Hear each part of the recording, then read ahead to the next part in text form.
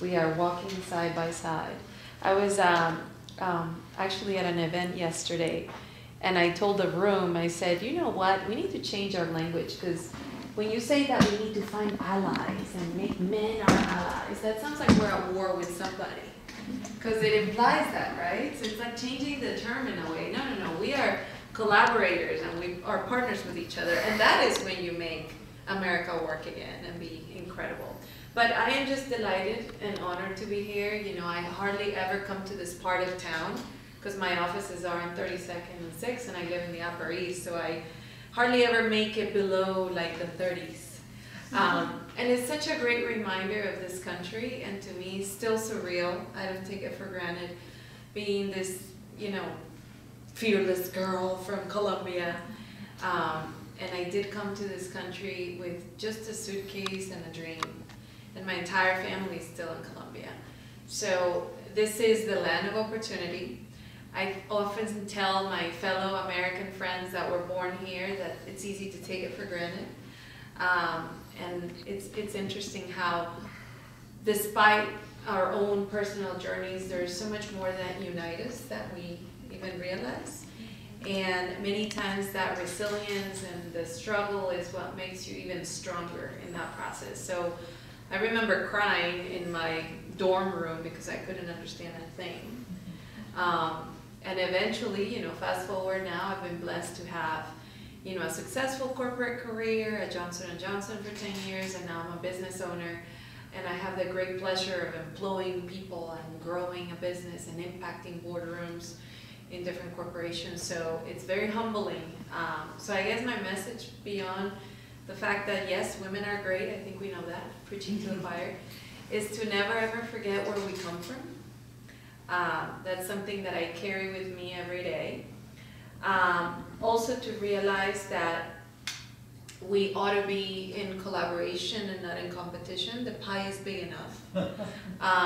Seriously, and in business and all, I think we tell ourselves limiting thoughts when we see others that are successful as competitors. I see them as partners to make things even bigger.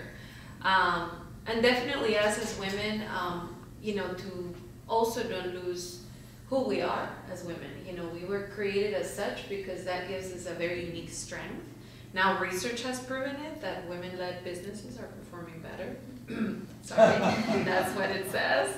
Well, this is a not-for-profit, so you better be doing better. But there you go, women-led business is actually 63% greater results than the men. And this was based on a 10-year study. So let's not forget that and own it, right? Own it, stay beautiful, stay feminine, stay confident, but be very competent too in the process, because you know, looks only go so far. It's the brains. And brains will be lethal when combined with, you know, kind of that confidently beautiful attitude. So let's just do that and have fun in this journey of life and business, and keep supporting each other, which is something I admire so much of you, Duvi. You've kind of adopted me in many ways, and my mother and grandmother, rest in peace, will be very proud. That's a story for another time, but I am a proud, you know, half Sephardic Jew turned, you know, Sabbath-keeping Christian. Is very odd. I can tell you over dinner. I didn't know that. You didn't know that? My mom sent me to Israel when I was 18, and I was, my grandparents could never be buried at a cemetery in Colombia because they weren't Catholic.